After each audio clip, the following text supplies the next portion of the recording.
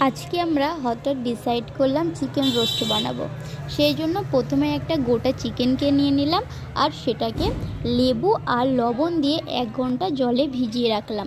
তারপর জলে ভিজিয়ে রাখার পর চিকেনটাকে কি করলাম, লবণ, আদা রসুন, কোরিয়েন্ডার পাউডার, টক দই, লাল মির্চি, জিরা পাউডার, গরম মশলা, চাট মশলা, কাসুরি মেথি, এই সমস্ত মশলাগুলো দিয়ে চিকেনটাকে ভালো করে ম্যারিনেট করে নিলাম।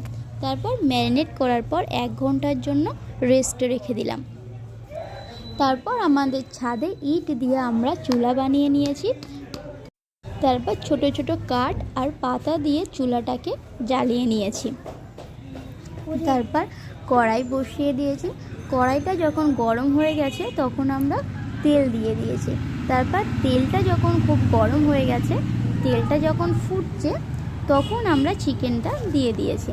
তারপর লো ফ্লেমে চিকেনটাকে আমরা ফ্রাই করছি। লো ফ্লেমে করতে হবে, বেশি ফ্লেম থাকলে হবে না। প্রায় 1 ঘন্টা লেগেছে ফ্রাই করতে। তারপর ফাইনালি ফ্রাই হয়ে গেছে আর বাটার আর লেবু মিশিয়ে আমরা খেয়ে ফেললাম।